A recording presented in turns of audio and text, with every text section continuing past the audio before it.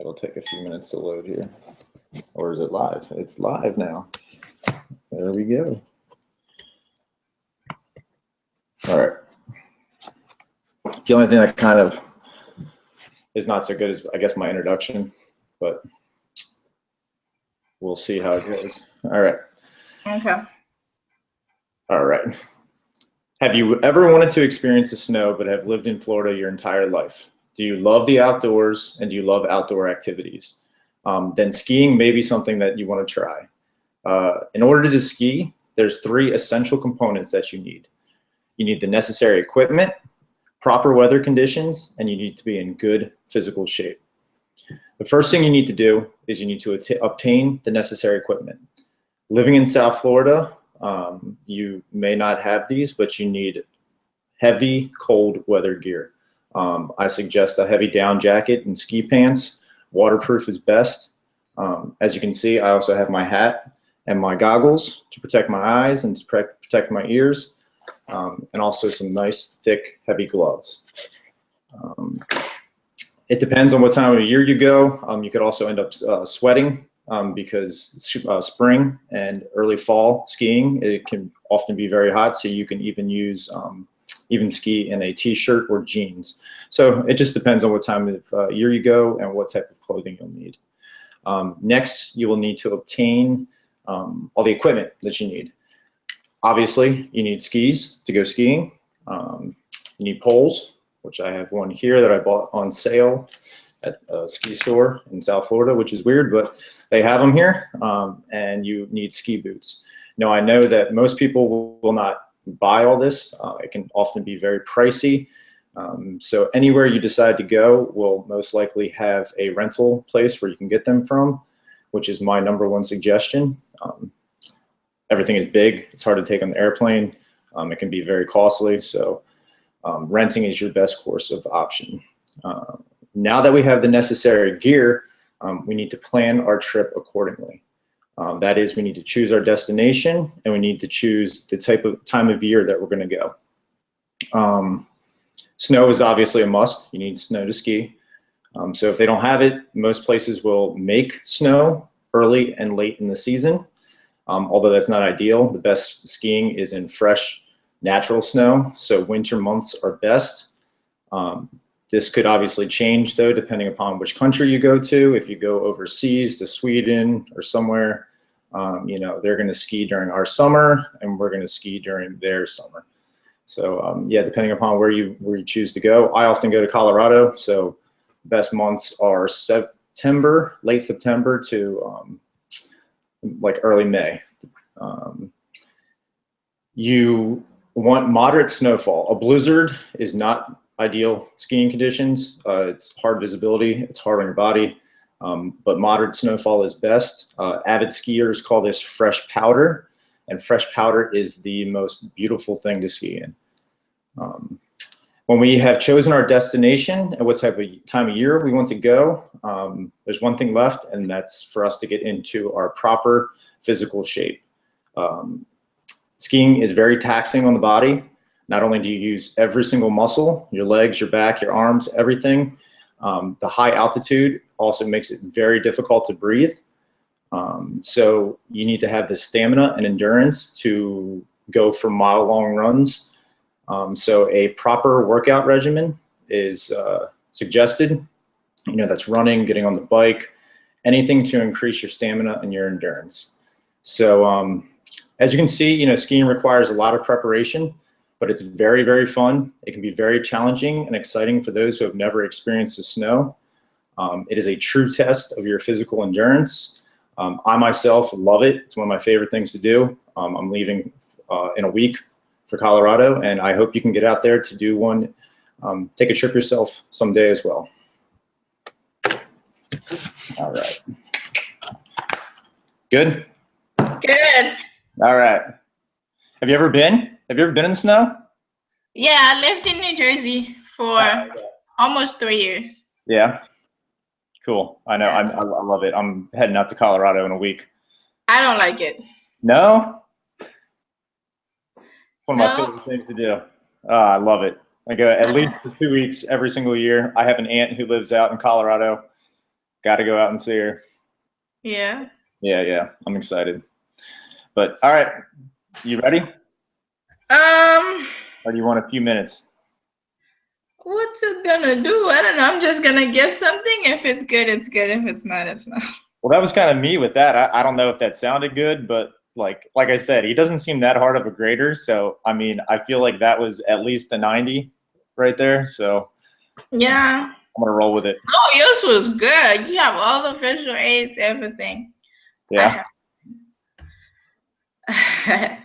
Your last one was awesome. I loved your last one. I even learned something from your last one. Yeah. Yeah. I'm pretty much gonna do it like the last one, and I don't think that's how it should be. So. What? Breaking bad habits? No, like I'll just do it. If it's good, it's good. You got it. All right, I'm gonna turn my mic off. Okay. All right.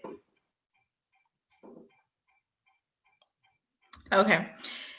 You know how every year people make New Year's resolution to change things, to start new things, or it could be losing weight, it could be moving to a new city, it could be anything. But only less than 10% of all the New Year's resolution actually accomplished. The reason being is that people lost interest and they lost motivation. I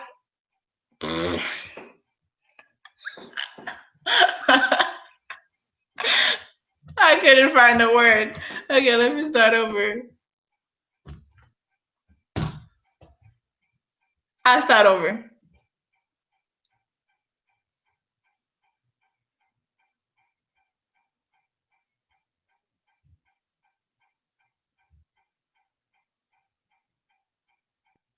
All right.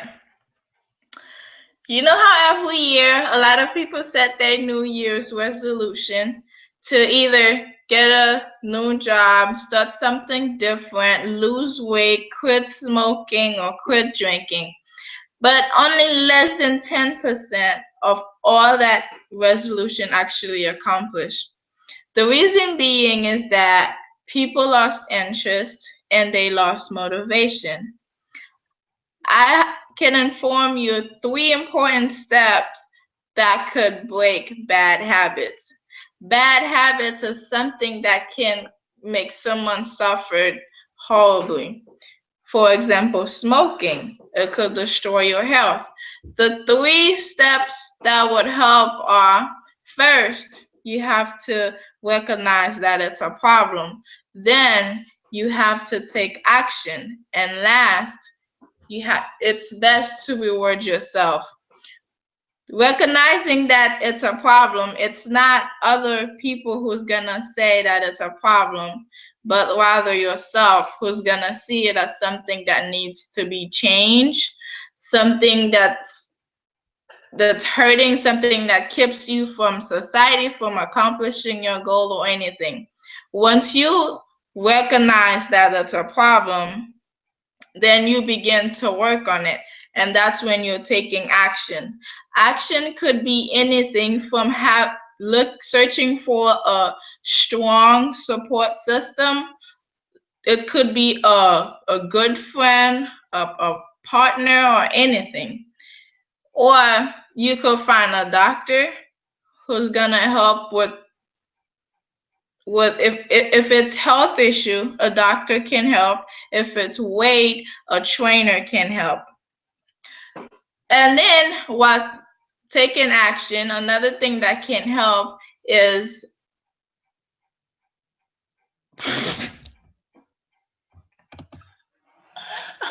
I keep losing it.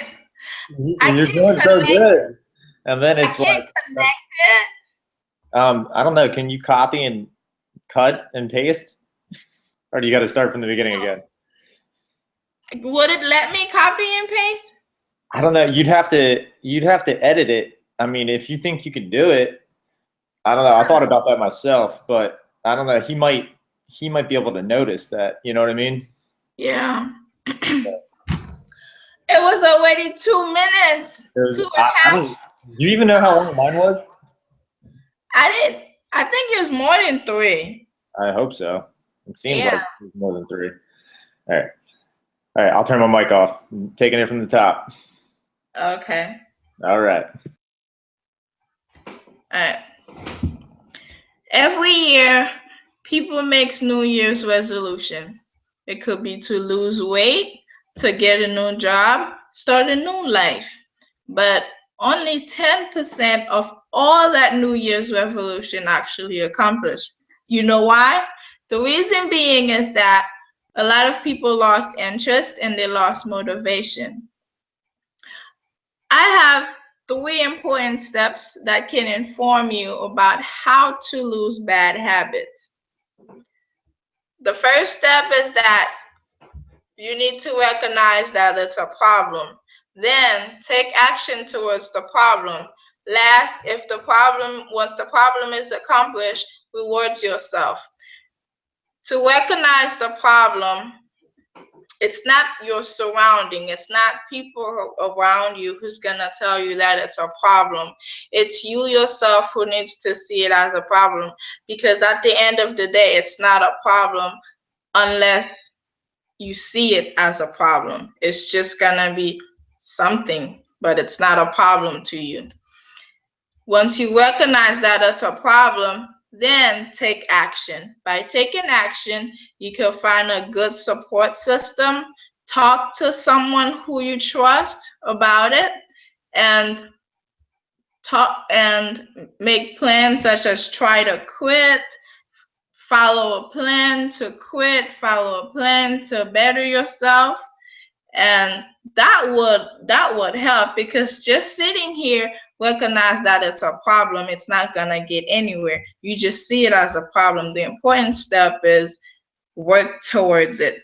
And then last, reward yourself. If the bad habit is smoking, for example, once you recognize that it's a problem and realize that it's a financial burden, then once you minimize smoking daily, you start saving money. And by saving money, you can treat yourself by going to a nice restaurant every now and then that usually you wouldn't do, because smoking, all your money goes towards smoking. Now that you minimize it, so then you get to save enough money to improve your social life. And that's one of the 3 steps to get rid of a bad habit.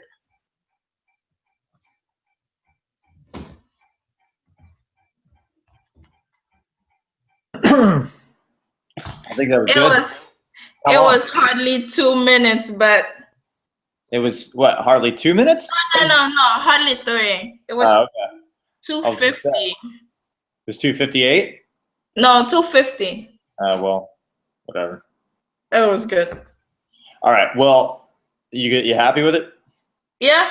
Okay, cool. Well, I will stop this, and then I'll take the link, and I'll do you want me to email it to you, or do you want me to what?